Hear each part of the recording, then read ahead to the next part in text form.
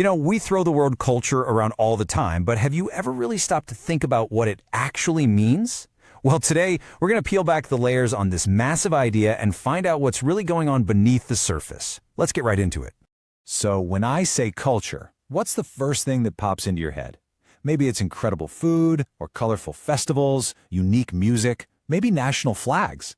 And look, you're not wrong. That stuff is definitely part of culture, but it's really just the tip of the iceberg. Because the real heart of culture, the stuff that truly shapes who we are and how we see the world, is actually invisible. That's why it helps to think of culture like an iceberg.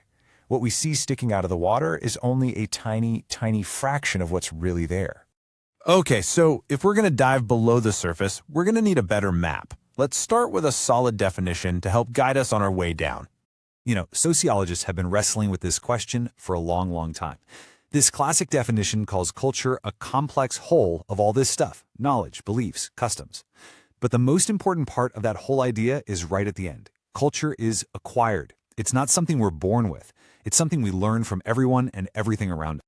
This really breaks it down perfectly. Think about it. It has to be learned, right? Because we're not born knowing it. It's got to be shared, otherwise it's not a culture. It's just one person's weird habit. It's transmitted from one generation to the next. That's how traditions stick around. And, maybe most importantly, it's never frozen in time. It's constantly changing and evolving. Okay, so if culture is this big, complex whole, how's it built? What are the actual building blocks? Let's take a look starting with the smallest piece and working our way up. So it all starts with something super small, a single cultural trait, like shaking hands when you meet someone. But then you cluster a bunch of those traits together, and you get a complex. Think of a whole wedding ceremony, with the vows, the rings, the reception, all of it. Now you combine a bunch of those complexes, and you create a pattern, like our entire education system. And finally, all these patterns come together to build the massive institutions that structure our entire lives, like the family or the government. All right, now let's bring this all back to our iceberg. Every single one of those building blocks we just talked about can be sorted into two big categories: the part of the iceberg you can actually see and the massive hidden part that you can't. So above the water, we have what's called material culture. This is all the physical stuff. The cars we drive, the clothes we wear, the books we read. It's tangible. But below the surface, that's where the non-material culture lives. These are the powerful, invisible ideas, our beliefs, our values, our customs. And here's the key. It's the non-material stuff that gives the material stuff its meaning. A wedding ring is just a piece of metal, right? But it's our cultural values about love and commitment that make it so powerful. Okay, now we're getting to the really cool part. Let's go deep inside the iceberg and explore the engine room, the key components of that invisible, non-material culture that guide literally everything we do. First up, we have symbols. Think of symbols as a kind of cultural shorthand, or like a secret code. It can be an object, a gesture, a sound, anything that stands for something else. It communicates a really complex idea almost instantly, but only if you're in on the secret, only if you share that culture. Just take a look at these. Without reading a single word, you see images like Christ the Redeemer, a soccer ball, or a cup of coffee, and they immediately tell this incredibly rich story about Brazilian culture. Every single one is packed with layers and layers of shared history and meaning. But of all the symbolic systems out there, one is king, and that is language. You literally cannot have culture without it. Language is the tool we use to share our ideas, to preserve our history, and to teach the next generation everything they need to know. It is the absolute framework of culture. And what's one of the main things we use language for? To communicate our values.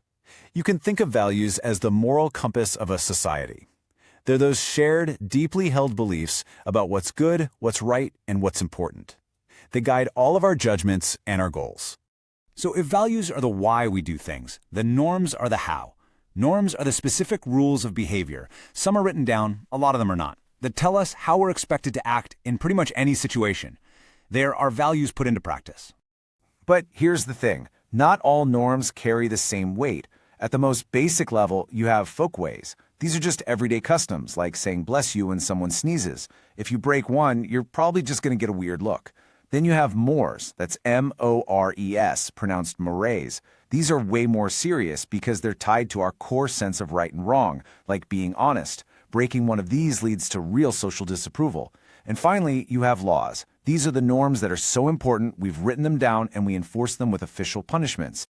All right, so now that we get how a single cultural iceberg is put together, what happens when different icebergs meet?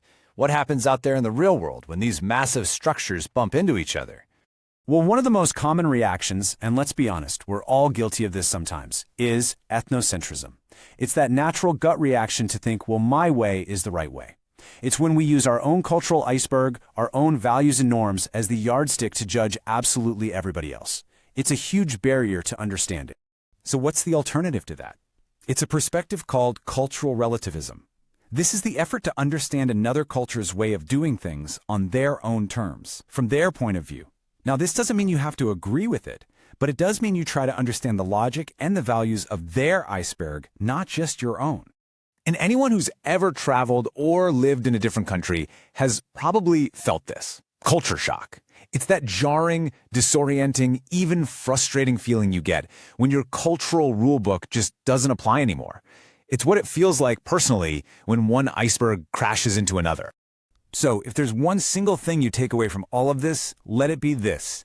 Culture is alive. It's not some fixed artifact sitting in a museum. It's dynamic. It's adaptive. It is constantly being reshaped by new ideas, new technologies, and every single time we interact with someone different. It never, ever stops evolving. Which, of course, leaves us with one final thought. We've explored the idea of culture, in the abstract. But what about you? What are the unseen values, the unspoken beliefs, and the automatic norms that guide your daily life? What's hiding deep down in your cultural iceberg? Hey, welcome. Have you ever stopped to wonder what turns a tiny newborn baby into a person? Someone who can navigate the crazy, complex world of human interaction? Well, today we're going to pull back the curtain on this invisible but super powerful process that pretty much shapes everything about who we are. I mean, really think about it. How do you know not to just start singing at the top of your lungs on a quiet bus? Or how to act in a job interview versus, say, at a friend's party? No one hands you a rule book when you're born, right? So where do all these unwritten rules come from? Well, the answer to all of that, it boils down to one single powerful idea: socialization. And this is the constant, lifelong process that teaches us everything we need to know to actually be a part of the world around us. Okay, so let's really dive into this. What is socialization exactly? I think the key thing to get is that we aren't born social. We're just kind of born biological. It's this process that totally transforms us from that blank slate into a social being. Here's probably the easiest way to wrap your head around it. Just imagine society as the most complicated, high-stakes game you could ever possibly play. Socialization isn't just a rule book. It's the entire process of learning all the plays, the secret strategies, and all those unspoken expectations you gotta know to even stand a chance. All right, so if we wanted to get a little more formal about it, what's the textbook definition look like? Well, socialization is basically the process where we adapt our behavior to fit in with the norms of our culture. It's how we scoop up all the knowledge, the social skills, and the values that we need to become a, functioning member of our community. The bottom line, it's all about learning and adapting. But why is this such a big deal? Well, socialization is so much more than just like personal development. You can think of it as the very blueprint that makes society itself even possible. Seriously, without it, we wouldn't have culture or order or any kind of shared understanding. So socialization really has three main jobs to do. First, it teaches us to control our impulses and helps us develop a conscience. That little voice in your head that tells you right from wrong. Second, it gets us ready for all the different social hats we're going to wear in life, our role in a family, at our job, even roles related to gender. And third, it gives all of us a shared set of meanings and values. That's the stuff that allows us to understand each other and, not descend into chaos. So for you, on a personal level, the impact is, it's profound. This process is literally what turns us from just a biological creature into a social one. It's what molds our unique personality, teaches us discipline, and gives us the skills we need to play all these different roles: student, friend, parent, employee. It's basically what gives us the toolkit to even participate in society. Okay, so if socialization is the classroom where we learn all this stuff, who are the teachers? Well, sociologists have a name for them, the agents of socialization. These are the specific people, the groups, and the institutions that are constantly shaping us. And you gotta understand, this isn't just one thing. We're constantly being shaped by this whole web of different forces, all at the same time. Our family, our school, our friends, the media, the list goes on. They all have a hand in it. So let's zoom in and take a look at the 4 biggest players in this game. All right, first up, and for most of us, this is the most powerful agent by far, is the family. This is ground zero. This is where it all begins. The family is our entire social world at first. It's where our personality starts to form, where we learn our very first lessons about right and wrong, usually through rewards and punishments, and it's where we absorb those foundational values and beliefs that stick with us for life. So yeah, you can see why it's called the primary agent. Next, we step outside the front door and into our next major classroom, school. This is where we learn, whoa, okay, there's a bigger world out there with a whole different set of rules that go beyond just our family. So yeah, of course, school teaches us reading, writing, and math. But it's doing so much more. It's passing down our culture's heritage. And this is crucial. It teaches us through its hidden curriculum. All the stuff that's not on the syllabus, like how to be on time, how to respect authority, how to work with others. It's basically prepping us for the structure of adult life. Okay, agent number 3, our peer groups. We're talking about our friends, our equals. And this is where we learn a completely different but just as important set of social skills. What makes peer groups so unique is that they're pretty much the first time we have to figure out social rules without an adult watching over us. Here, influence isn't about authority. It's about shared interests and being liked. We learn how to make friends, how to cooperate, and how to see ourselves through the eyes of people our own age. And finally, let's talk about an agent whose influence has just absolutely exploded in modern times: the mass media. From TV to social media, the media plays a massive role in shaping how we see the world. And it doesn't just show us reality, it actually helps create our impression of reality. It defines not only what we think about, but also how we should think about what's important, what's cool, and what's considered normal. So, here's a perfect everyday example of how this whole thing works in the real world. Socialization creates expectations around stuff like gender roles. These agents we just talked about, family, media, or friends, they all teach us what toys, what clothes, what activities, and even what career choices are right for boys and girls. It's a perfect, concrete example of the process at work. So does this all just stop once we leave school and become adults? Is it a one-and-done kind of thing? No, not even close. Socialization is a lifelong journey. It actually never ends. See, this process just evolves as we get older. The stuff we learn as kids, that's called primary socialization.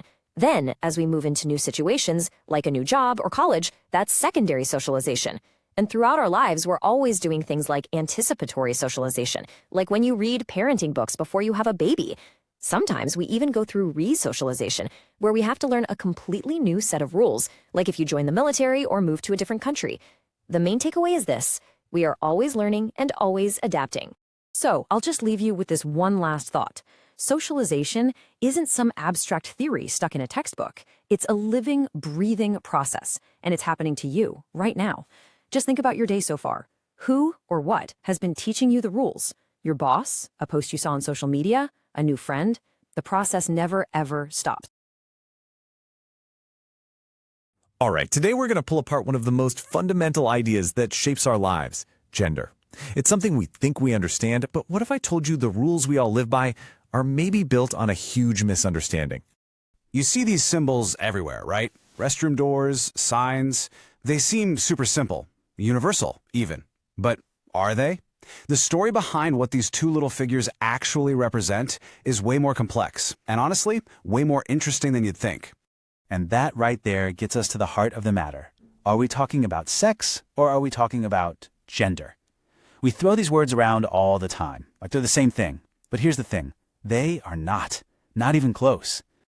Okay, so let's draw a really clear line in the sand here, because getting this one difference, it's the key that unlocks this entire conversation. Okay, so here's the simplest way to break it down. Think of sex as the biological hardware you're born with. It's about being male or female, your biology. It's pretty constant. Gender, on the other hand, that's the social software. It's all about our ideas of masculine and feminine. And believe me, those ideas can look totally different depending on where you are in the world. So, to get a little more specific, sex is all about our biological and physiological traits. You know, we're talking chromosomes, hormones, anatomy. It's basically the physical blueprint we're all working with from the start. So if sex is the hardware, then gender is the software that society kind of installs on top of it. It's this whole collection of attitudes, feelings, and behaviors that a culture decides goes along with being male or female. And that's the key phrase here. It's a social construct. It's not something you're born with. It's something that gets built around you. Okay, so if gender is this social blueprint, you gotta ask, right? Who are the architects? Who's drawing this thing up? Well, it all comes down to two big things: roles and stereotypes. You know the deal. Society hands us these neat little color-coded boxes from day one. We're taught that feminine means being passive, nurturing, emotional. And masculine, that's being aggressive, logical, independent. And the craziest part, we're taught that these are just natural differences, when really they're just learned expectations. And they have a huge psychological impact on every single one of us. And look, this goes way beyond just divvying up personality traits or chores. It's about the value our society puts on these things. So work that makes money, which is often tied to those masculine roles, gets a ton of respect. But the caretaking work, the stuff often labeled feminine, gets devalued, even though, let's be real, society would fall apart without it. All right, so how do we all end up learning these unwritten rules? Where does this blueprint even come from? Well, there's a name for it: socialization. And it kicks off the minute we're born. So, gender socialization. That's basically the process of us learning our culture's playbook on gender. From the very first day, we're being taught all the rules, the norms, the expectations for how boys and girls are supposed to act. And it's not like we learn this stuff in a vacuum, right? We are literally surrounded by what sociologists call agents of socialization. That's our family, our schools, our friends, the media, the whole shebang. And they are all beaming messages at us 24/7, some subtle, some not so subtle, all about what it means to be a man or a woman. I mean, just think about it for a second. It starts at home with our parents, right? They give us the first lessons. Then we go to school, and our teachers reinforce them. Our friends on the playground, they police the boundaries. And all the while, the media is just blasting us with images and stories that pretty much lock these stereotypes in concrete. So, you might be thinking, okay, what's the big deal? Why does any of this matter? Well, it matters because these aren't just fuzzy ideas. They have huge, real-world consequences that create some seriously deep and lasting inequality. Just how significant are we talking? Well, the World Economic Forum estimates it's going to take another century. That's 100 years to close the global gender gap. And why so long? Because this gap isn't just on the surface. It's woven right into the fabric of our economic, political, and cultural systems.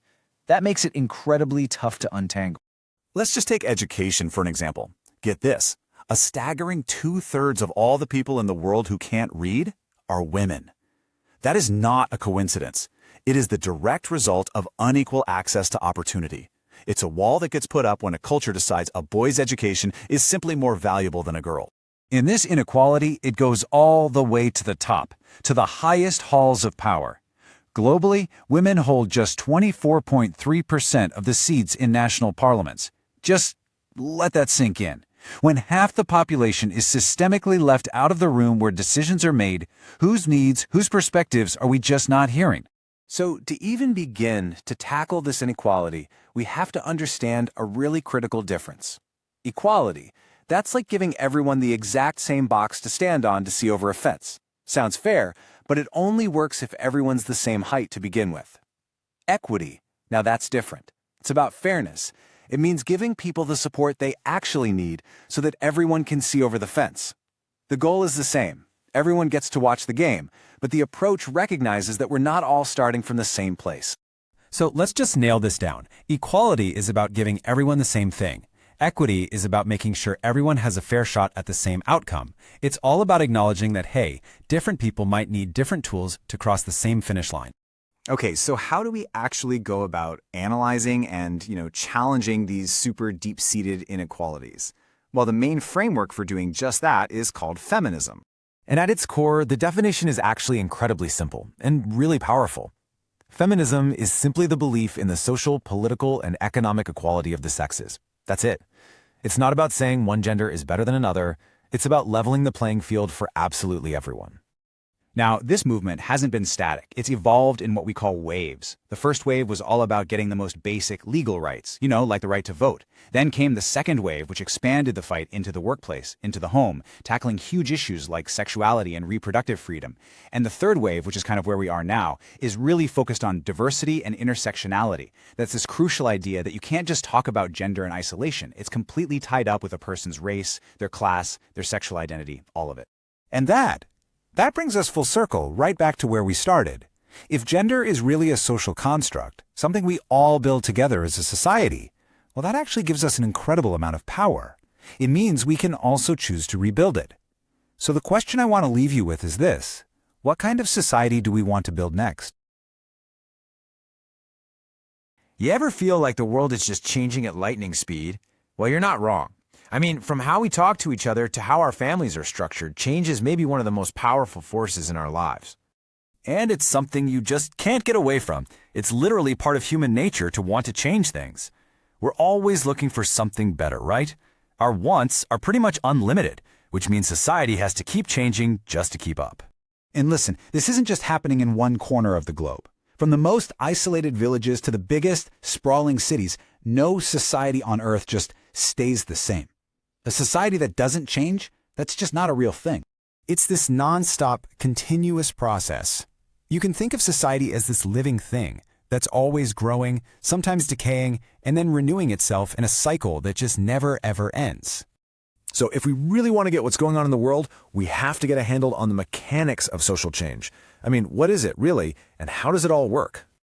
All right, so first things first, we need a clear definition. We're not talking about your buddy getting a new tattoo. We're talking about something way, way bigger. Social change is all about the significant shifts in the very fabric of society. It's about changes to our social patterns, the way we interact, and the organizations that define our lives. It's a change in the whole system. The sociologist Morris Ginsburg, he put it so simply. He basically boiled it all down to this: social change is a change in social structure. Things like how big a society is, how its different parts relate to each other, or the very foundation of how it's organized. Okay, so if this change is happening everywhere, all the time, are there any rules to it? Well, it turns out there are. Sociologists have actually pinpointed some core characteristics that help us make sense of how it all operates. So we've already talked about how change is universal and continuous. But that third one, chain reactions, that is absolutely crucial. See, all the parts of a society are connected. So a change in one spot, like say women gaining economic independence, is going to set off this whole cascade of changes in other areas, like family, marriage, and home life. It's all connected. And this also kind of shows us that change really comes in two main flavors. Sometimes it's totally unplanned, a spontaneous thing like a hurricane or a major drought that forces everyone to adapt. But other times it's planned, a conscious, deliberate effort to reshape society, like a new government policy or a big economic plan. So we've got the rules down. But what about the different types of change we see out there? How do we tell the difference between a tiny little shift and a massive, world-altering upheaval? There was this cultural anthropologist, David F. Apple, who came up with a really brilliant way to break this down. He started it into 4 types based on 2 really simple questions. Who are you trying to change? Just one person or the whole of society? And how much change are you after? Is it a minor tweak or a dramatic overhaul?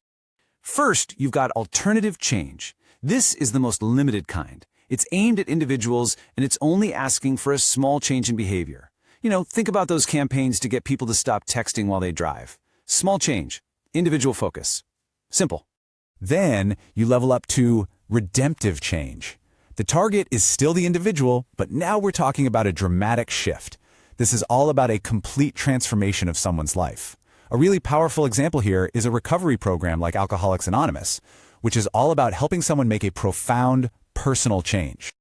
All right, now let's zoom out a bit. Reformative change targets all of society, but it's aiming for a pretty specific, limited change. The movement for marriage equality is a perfect example. The goal wasn't to overthrow the entire system, right? It was to reform one specific part of our social structure, but on a massive scale.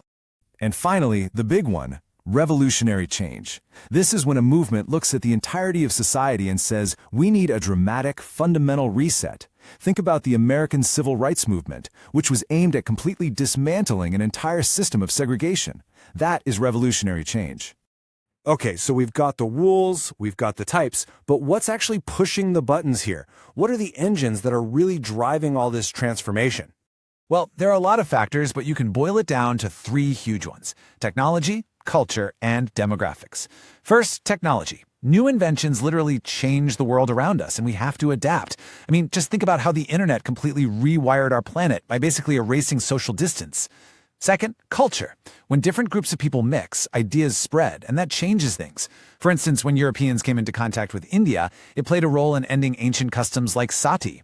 And third, demographics. Just changes in the population, how big it is, its age, its makeup, that has massive ripple effects on literally everything, from the environment to our cities. So this is all really interesting stuff, right? But why should you care? Where do we actually feel the impact of all this change in our day-to-day lives? Well, the answer is in what sociologists call our primary social institutions. These are basically the 5 big pillars that hold up any society: family, economics, religion, education, and the state. Social change isn't some abstract thing floating out there. It happens to and through these core parts of our world. To really get it, think about it like this. A huge institution like the family isn't just one solid block. Nope. It's a complex system built out of smaller pieces or secondary institutions like marriage, divorce, and ideas about monogamy. And it's the exact same story with economics. It's built on a whole foundation of these secondary institutions, things like property rights, credit, trade, and banking. And every single one of those little pieces is a potential target for social change. So at the end of the day, that's what social change is. It's this persistent, powerful force that is constantly messing with, reshaping, and rebuilding every single one of these blocks that make up our daily lives. It's what redefines marriage, what transforms our economy, and what changes the very way we are governed. And that leaves us with one last big question for you. Now that you get the mechanics, the different types, and the engines of change, what's the one change that you think the world needs most? What part of our social structure would you pick to reshape? All right, today we're diving into something that shapes pretty much everything you do, even when you don't realize it. We're talking about social institutions, the invisible blueprint of our society. I mean, think about it for a second. Why do we stand in line? Why do we use money instead of just trading stuff? What even is a family? Where do all these unspoken rules come from that basically run our entire lives? Well, they're called social institutions, and they're not just suggestions. They're the actual blueprint for everything we do. They're the established customs, the traditions, the systems that organize, well, everything. Okay, so let's get into what that really means. We're going to break down this invisible blueprint. So a social institution, it's not like a building you can just point at. It's not the courthouse, it's the idea of law. It's the system itself. It's the set of patterns and rules that answer the big questions, the how-to guide for our social lives, for solving the basic problems of just existing together. I love this quote from the sociologist Miver. He said, "Society is the net of social relations." And if society is this giant net of connections between all of us, then social institutions, well, they're the threads that weave that net together. They give it its shape, its strength, its structure. So, how does this actually work in the real world? Let's take the biggest problem every society has ever faced. Survival, right? How do you get food, shelter, the stuff you need to live? The answer is our first huge social institution, the economy. And boy, has that economic blueprint changed over time. I mean, first you have the hunting and gathering stage. People are just moving around, getting what they can. Then, boom, the agricultural stage. Suddenly we get this world-changing idea of personal property. This land is mine. And from there, you get the industrial stage, with machines and factories and the crazy complex global economy we're all a part of now. And if you look at the difference between then and now, it's just mind-blowing. We went from a world based purely on subsistence, where your job and your social life were basically the same thing, to this hyper-specialized global system we have today. A world of complex banking and, trying our best to keep our work and personal lives separate. It is a totally different blueprint. But here's a super interesting thing. Early economies weren't just about survival. They were deeply, deeply social. Take something like the potlatch. This was a feast where you actually gained status not by hoarding wealth, but by giving it away or even destroying it. Or look at the Kula exchange, where people traded these symbolic necklaces and armbands across islands. It wasn't about what they were worth, it was about building lifelong social bonds. This stuff shows you our economic rules have always been tied to our social values. Okay, so survival is covered. But society is more than just staying alive, right? It's about community. It's about making sure there's a next generation. And that brings us to another one of these universal institutions, the family. And guess what? The blueprint for family is not one size fits all, not even close. You've got patrilineal systems, which are pretty common, where everything, descent, power flows through the father's line. But then you have matrilineal systems, and this is so cool, where the mother's line is what matters. A really famous example is the Nayar tribe in South India, where family lines were historically traced completely through the women. Now, for many of us today, what feels normal is the nuclear family, husband, wife, unmarried kids. But it's so important to remember that this is just one design, one blueprint, out of a huge catalog of ways humans have organized themselves into families. All right, so we've got institutions for survival, the economy, and for community, the family. But what happens when you get a bunch of people living and working together? You run into a new problem. How do we keep things from turning into chaos? How do we make decisions for the group? Well, that's where our political institutions come in. And to really get a handle on political institutions, you got to understand this key difference between power and authority. See, power is just raw force. It's making someone do something whether they want to or not. But authority is different. That's power that we accept as legitimate. It's the reason you stop at a red light at 3 a.m. when there's nobody around. We've all agreed to follow that rule. And that idea, that concept of legitimate authority, is absolutely key to understanding the modern world. So how did we build the system of authority that most of us live under today? Well, it all kicks off with the rise of the democratic state. For centuries, people believed authority came from God, that it belonged to kings and priests. But then you have the American and French revolutions, and they just ripped up that old blueprint. They came up with a radical new idea, that real legitimate authority comes from the people, from the consent of the governed. And Abraham Lincoln, of course, summed up this new blueprint perfectly in that phrase we all know. And that core idea that the people are the ultimate source of authority, that's the very foundation of the modern democratic state. But here's the thing about blueprints, right? They can be changed. They can be updated. And our institutions are not set in stone. They are constantly being challenged, constantly evolving. Yeah, the modern democratic state doesn't just appear out of nowhere. It often has to compete with older, more traditional institutions. I mean, take a country like India. You have the formal rules of democracy, but they're constantly interacting with the informal but incredibly powerful rules of things like caste, religion, and language. This creates all sorts of friction, and it really shows that our social blueprints are always being negotiated. So from how we make a living, to how we build our families, to how we govern ourselves, these invisible institutions are absolutely everywhere. They are the blueprint. But as our world keeps changing at a faster and faster pace, so must that blueprint. And that leaves us with a really big question, doesn't it? As we move forward, which of these rules are we going to keep, and which ones are we going to rewrite? Welcome. Today we're diving into something huge, something that affects every single one of us, the very structure of our society and how we find our way through it. So I want you to think of society as this giant, complex map, a map with different levels and places. We're going to look at that map, and then we're going to talk about the journey we're all on. All right, let's just jump right in with a really powerful question. Can a rickshaw puller's son become a lawyer? I mean, really, can a clerk's child grow up to be a doctor? And look, this isn't just some thought experiment. It's a very real question about opportunity. It's about whether your starting point in life really has to be your final destination. Well, the answer to that question really gets to the heart of two major ideas in sociology: social stratification and social mobility. Now, I know they might sound a little academic, but trust me, they are the absolute keys to understanding the world we all live in. Okay, so let's start with the map itself, the basic structure of society. Sociologists have a name for this, and it's social stratification. So, what is social stratification? Well, think of it like this. It's basically a ranking system. It's the way society organizes people into different layers, or strata, based on things we're all pretty familiar with, right? Wealth, your job, your influence. And this isn't random. It creates a very real, very structured pattern of inequality.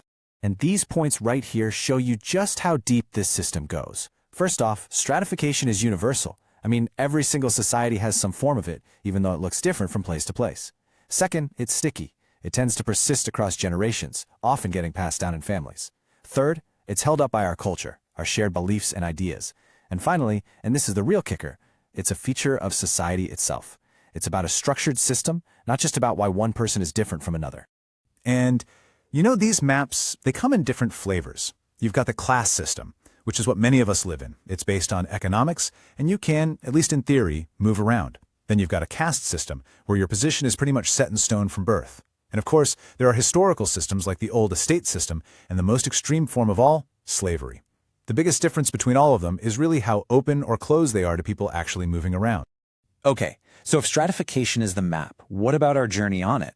Well, that brings us to our second big idea, social mobility. Social mobility is, well, it's pretty much exactly what it sounds like. It's movement. It's the act of climbing up, maybe sliding down, or even just shifting sideways on that social ladder we've been talking about. Simply put, it's your journey across the map. All right, so we can actually break this movement down into two main types.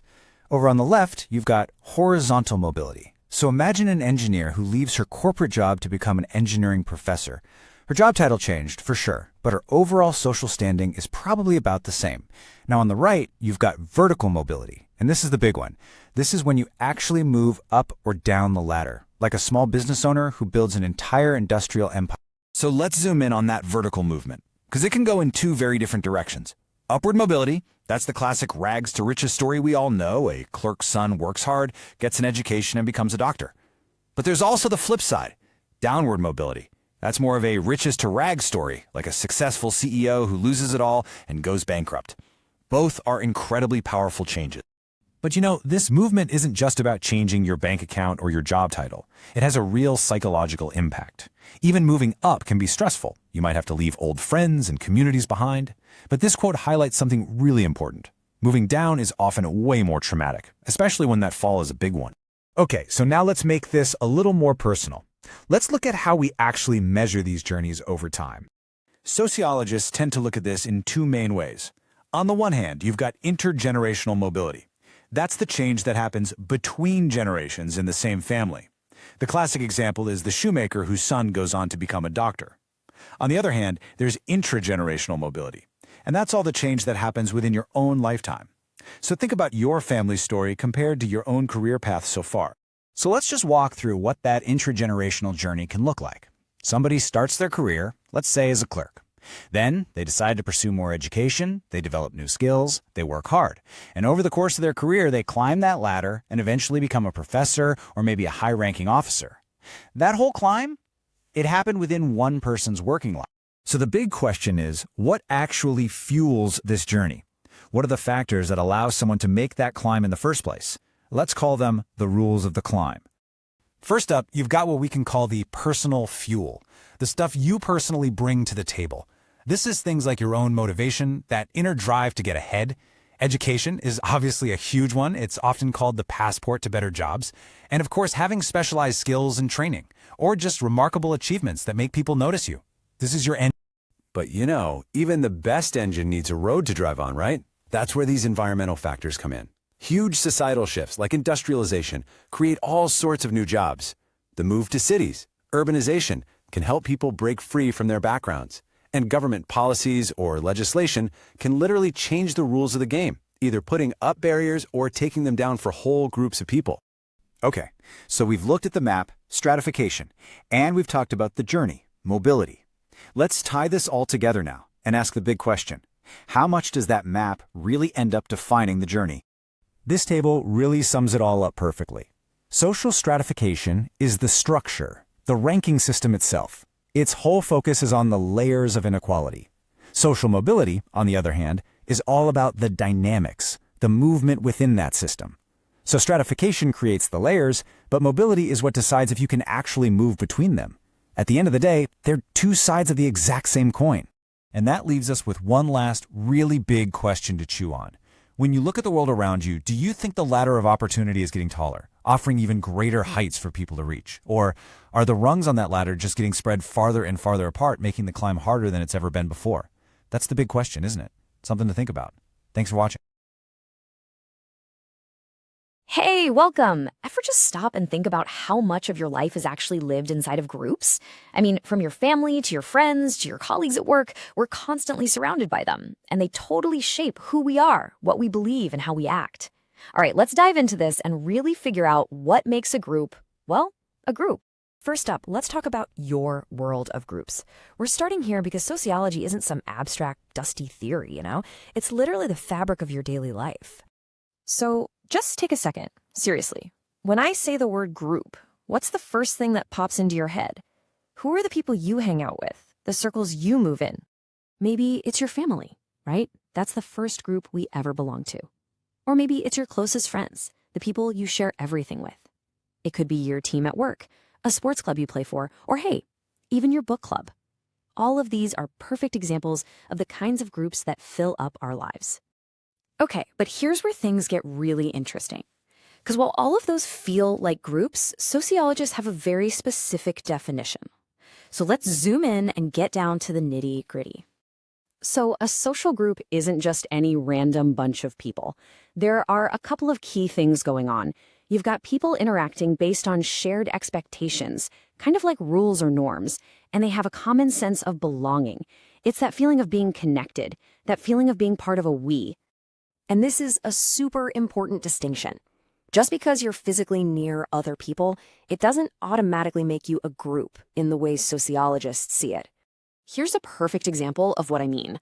A sports team practicing together, that's a social group for sure. They're interacting, they share a goal to win, and they feel like a single unit. But a bunch of people waiting for a bus, that's what sociologists call an aggregate. Yeah, they're in the same place at the same time, but that's it. So the key isn't being close by, it's that shared interaction and identity. So what are the key ingredients that make up a real group? Well, first you've got to have mutual awareness. Members actually know and interact with each other. And that interaction is usually driven by some kind of shared purpose or common interest. This then helps create that awesome we feeling, a genuine sense of unity. And the glue holding it all together? Group norms. Those spoken or unspoken rules that guide how everyone behaves. Okay, now that we've got a handle on what a group is, let's look at how sociologists classify them. Now, there are a bunch of ways to slice this, but we're going to focus on the most fundamental distinction of all. Sociologists can classify groups in all sorts of ways, by how people identify with them, the rules they follow, their relationship to society, and the kind of contact members have. We're going to zero in on that last one, which is a key distinction made by sociologist C.H. Cooley, primary and secondary groups. And this really gets to the heart of it. Think of it like this. Are we talking about the groups that are all about intimacy, the ones that basically shape who we are? Or are we talking about groups built around purpose, the ones that help us get stuff done? Let's break that down. All right, let's dive into the big one, primary versus secondary groups. This is really about intimacy versus purpose, and it's a dynamic that every single one of us deals with every single day. First up, we've got the primary group. These are the groups defined by intimacy, by those really strong emotional bonds. They're usually pretty small, and the relationships are deeply personal and often last the lifetime. This is where we get our most crucial emotional support, and it's where our identity really starts to form. The classic examples are probably already popping into your head. Your family, that's the ultimate primary group. Your circle of close, trusted friends, and especially when you're young, your peer groups, which give you that powerful sense of belonging and companionship. Now, on the complete flip side, we have secondary groups. These tend to be larger, a lot more impersonal, and more formal. The relationships here aren't really about deep emotional connection. They're all about achieving a specific shared goal. Just think about your job. Your work team is a perfect secondary group. You're all there to accomplish a task. The same goes for your university classes, a political party you might belong to, or a trade union. They're all built around a common purpose, not personal intimacy. This table really lays it all out, side by side. You can see the pattern, right? Primary groups are all about that personal connection. They're small, intimate, and long-term. The relationship is the whole point. Secondary groups, on the other hand, are defined by a shared goal. They tend to be larger, more formal, and often temporary. The purpose is to get something done, not the relationship itself. So we've defined what a group is, we've broken them down into types, but why does any of this actually matter to you? Let's connect all these ideas back to your life and who you are. Here's the most important takeaway. Your primary groups, your family, your closest friends, they are literally the foundation of your personality. They're where you learn your values, where you form your beliefs, and where you find that sense of security and belonging that's so vital for all of us. And what about your secondary groups? Well, they're kind of like the framework that helps you navigate the wider world. They would allow you to get an education, build a career, and join in on larger collective efforts. They're the platforms that help you chase your personal and professional dreams. And this quote really just says it all, doesn't it? We don't exist in just one type of group. Our lives are this rich tapestry woven from both those intimate primary connections and those functional secondary ones. You absolutely need both, one for your sense of self and the other to make your way in the world. So I'll leave you with a question to chew on. As you go about your day, think about all the different hats you wear, in your family, with your friends, at your job. Which of those groups do you feel defines you the most? The answer might just surprise you. Thanks so much for tuning in.